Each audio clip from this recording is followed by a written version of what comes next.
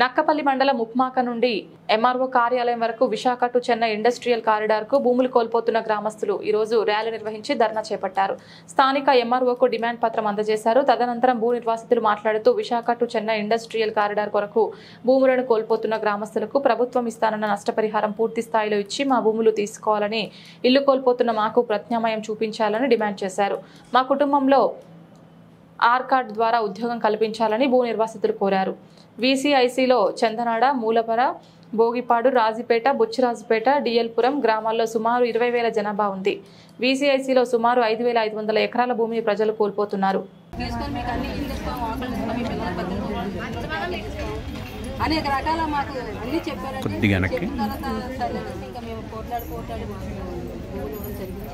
జరిగిన తర్వాత ఇవాళ వచ్చి ఇంకా బాగుండి డబ్బులు లేదండి. తర్వాత వారి పట్టాలు ఇంట్లో ఉన్నాయండి. ఆ పిల్లలు పిల్లలేమో మామూలుగా రస్తులు కట్టుకున్నారు. మామూలుగా పిల్లలకేమో బాగులో కట్టామండి. వీళ్ళకి ఇల్లు ఇమ్మంటున్నారు. ఇదంతా గోడ కట్టేస్తాము. ఎలా చూడండి, అందరూ ఎలా చూడండి.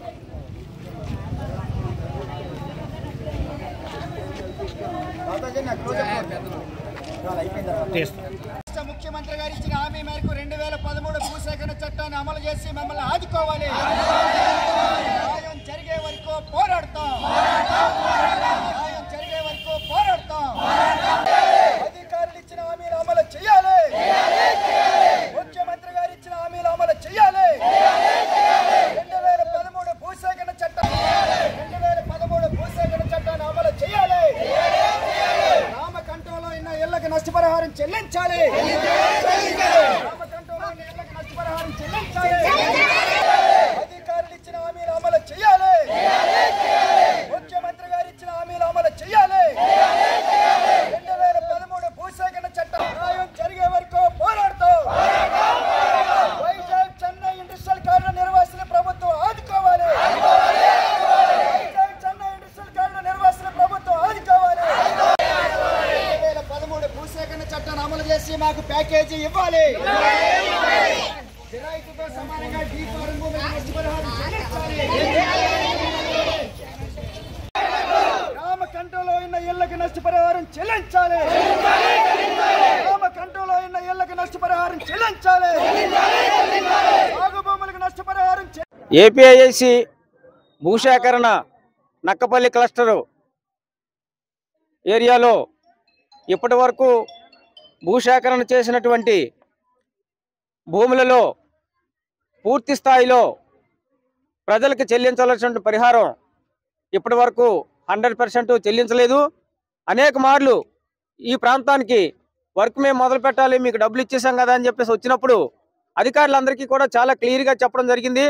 ఇక్కడ ఉన్నటువంటి సమస్యలన్నీ కూడా భూసేకరణకు సంబంధించినటువంటి సమస్యలన్నీ పూర్తిగా క్లియర్ చేసిన తర్వాత మాత్రమే మీరు భూమి మీదకి వచ్చి హ్యాండ్ ఓవర్ చేసుకోండి, ఖచ్చితంగా మేము దగ్గరుండి మీకు హ్యాండ్ ఓవర్ చేస్తామని చెప్పడం జరిగింది. అది నిజమైన పనేనండి. ప్రజలను ఎవరు కూడా మేము అన్యాయం చేసి అన్యాక్రాంతంగా భూములు తీసుకుందామనే ఉద్దేశంతో లేవండి అని చెప్పేసి హామీ ఇవ్వడం కూడా జరిగింది.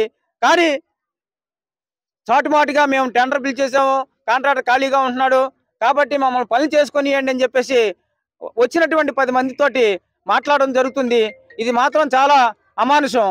అధికారులు ఇచ్చినటువంటి పని హామీ ఏదైతే ఉందో అది నెరవేర్చేసిన తర్వాత 100% భూములకు కానీ అక్కడ ఉన్నటువంటి పేద ప్రజలకు ప్యాకేజెస్ కానీ మత్స్యకారులకు ప్యాకేజెస్ కానీ ఇల్లులు కోల్పోయినటువంటి వారికి R&R ప్యాకేజ్ అంటే పునరావాసం దాని మీద ఏదైనా సరైనటువంటి క్లారిటీ గ్రామ సభల్లో పెట్టి ఇచ్చిన తర్వాత భూముల మీదకి వెళ్ళమని మేము చెప్పడం జరుగుతుంది. అందులో భాగంగానే మేము ఈ రోజు గ్రామ సభలు జరిపారు. ఆ గ్రామ సభల్లో ఏ గ్రామంలో ఏ సమస్యలు గుర్తించారు, ఆ సమస్యలను ఏ విధంగా గుర్తిస్తున్నారు, క్లియర్ చేస్తున్నారు అనే దాని మీద వివరణ కావాల్సి ఉంది.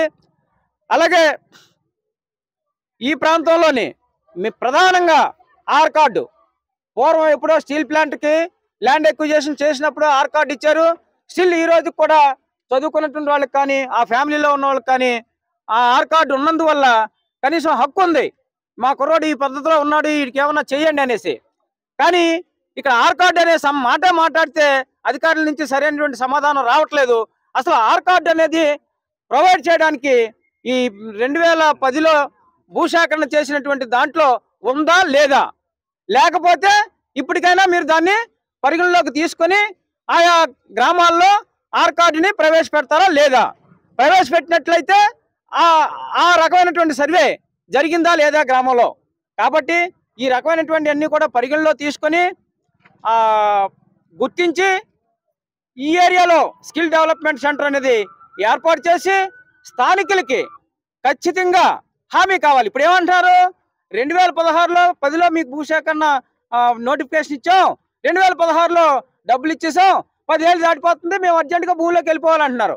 2010లో మీరు ఏమైతే మాకు మాట ఇచ్చారో, ఇవ్వలేని ఉన్నాయో అవన్నీ ఒకసారి కూర్చొని ఇచ్చి ఆర్ కార్డు అనేటువంటిది కంప్లీట్గా నిర్ణయించి ట్రైనింగ్ అనేది కంప్లీట్గా చేసి, ఇప్పటికే ఈ ప్రాంతంలో ఉన్నటువంటి కంపెనీలు అన్నింటిలో కూడా ఆధార్ కార్డు అడ్రస్ చూస్తే ఇంకంతే, ఆడి ముఖంగా చూడడం లేదు.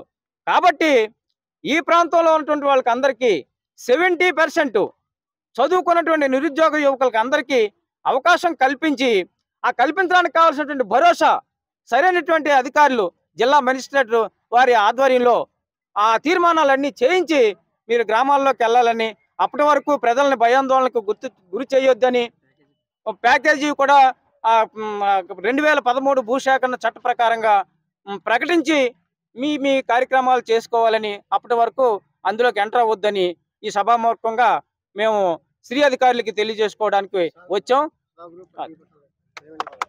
నక్కపల్లి మండలంలో ప్రభుత్వం వారు ఏపీఐఐసి వారి ద్వారా రాజీపేట, బుచ్చిరాజపేట, చందనాడ, వేంపాడు, డిఎల్పురం రెవెన్యూ గ్రామాల్లో సుమారుగా 5,500 ఎకరాలు వైజాగ్ చెన్నై ఇండస్ట్రియల్ కారిడార్ ఏర్పాటు కోసం సేకరించారు. జరైతీ భూములకి 18 లక్షల రూపాయలు నష్టపరిహారం చెల్లించడం జరిగింది. అయితే 2013 భూసేకరణ చట్ట ప్రకారం భారతదేశ అత్యున్నత న్యాయస్థానం సుప్రీంకోర్టు ఆదేశాల మేరకు జరైతీ భూమితో సమానంగా డీఫార్మ్ భూమికి నష్టపరిహారం చెల్లించాల్సి ఉంది.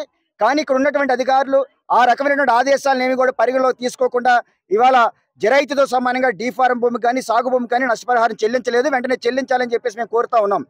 అదే మాదిరిగా 2018 ఆగస్టు 22వ తేదీన ఈనాడు ముఖ్యమంత్రిగా ఉన్నట్టు జగన్మోహన్ రెడ్డి గారు ఆనాడు ప్రతిపక్ష నాయకులుగా మహాసంకల్ప పాదయాత్రలో పాయికరేపేట నియోజకవర్గం కోటవర్ట్ల మండలంలో జరిగినటువంటి సమావేశంలో వైఎస్ఆర్సీపీ ప్రభుత్వం అధికారంలోకి వచ్చిన తర్వాత 2013 భూసేకరణ చట్టాన్ని అమలు చేసి ఈ భూసేకరణ ద్వారా ఉపాధి కోల్పోతున్నటువంటి వారిని, రైతుల్ని, కూలీల్ని, మత్స్యకారుల్ని, దళితుల్ని అందరినీ కూడా ఆదుకుంటామని చెప్పి ఆయన హామీ ఇచ్చారు. 2013 భూసేకరణ చట్టం చాలా స్పష్టంగా చెప్తా ఉంది, 18 సంవత్సరాలు నిండిన ప్రతి ఒక్కరికి కూడా ప్యాకేజీ ఇవ్వాలి. కాబట్టి ఈ సందర్భంగా మేము ప్రభుత్వాన్ని డిమాండ్ చేస్తా ఉన్నాం, ముఖ్యమంత్రి గారిని కోరుతా ఉన్నాం.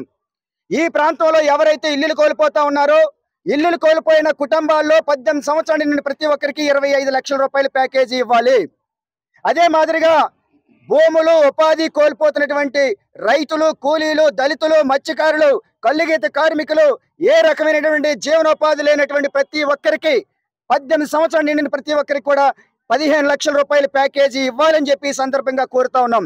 అదే మాదిరిగా ఇవాళ మూలపర కానీ, తమ్మైపేట కానీ, తుమ్మలపేట కానీ ఆ గ్రామాల్లో గ్రామ కంటోలో ఉన్నటువంటి ఇళ్లను కూడా సేకరించి వారికి కూడా నష్టపరిహారం చెల్లించాలి. ఆ కుటుంబాల్లో 18 సంవత్సరాలు నిండిన ప్రతి ఒక్కరు కూడా ప్యాకేజీ ఇవ్వాలని చెప్పి ఈ సందర్భంగా కోరుతా ఉన్నాం. అదే మాదిరిగా చందనాడుకు సంబంధించినటువంటి దళితులు పూర్వం నుంచి ఆధారపడి జీవిస్తున్నటువంటి గొల్లబట్టెల భూములకి, డీఫార్మ్ భూములకి నష్టపరిహారం చెల్లించాలి. డిఎల్పురం గ్రామంలో సర్వే నంబర్ 85లో 120 మంది ఇవాళ పేదవాళ్ళు సాగు చేసుకొని నివసిస్తూ ఉన్నారు, జీవిస్తూ ఉన్నారు. వారందరూ కూడా నష్టపరిహారం చెల్లించాలని చెప్పేసి కోరుతా ఉన్నాం. అదే మాదిరిగా మత్స్యకారుల జీవనోపాధిని కాపాడడం కోసం ఫిషింగ్ జట్టి ఏర్పాటు చేయాలని చెప్పి సందర్భంగా కోరుతా ఉన్నాం. ఇవన్నీ కూడా అమలు చేసిన తర్వాత మాత్రమే ఇవాళ ప్రభుత్వం భూముల్లోకి రావాలి. కానీ అలా కాకుండా ఇవాళ జిల్లా అధికారులు మరి నిర్వాసులు బెదిరిస్తూ ఉన్నారు, ఎప్పటికప్పుడు జేసీబీలు పెట్టి పనులు చేస్తూ ఉన్నారు. దీన్ని మేము తీవ్రంగా ఖండిస్తూ ఉన్నాం. ముఖ్యమంత్రి గారు, కలెక్టర్లు, అధికారులు ఇచ్చినటువంటి హామీ మేరకు పరిహారం, ప్యాకేజీ, పునరావాసం అన్ని చెల్లించిన తర్వాత మాత్రమే భూములకు అడుగు పెట్టాలి. లేకపోతే మాత్రం తీవ్రమైనటువంటి ప్రతిఘటన చేస్తామని చెప్పి ఈ సందర్భంగా తెలియజేస్తా ఉన్నాం. ఏపీఐసి నక్పల్లి క్లస్టర్లో తీసుకున్నటువంటి 5,500 జరైతీ భూముల్లో అమలాపురం పంచాయతీ వైస్ సర్పంచ్ గంటా నరసింహరావు మాట్లాడుతున్నానండి.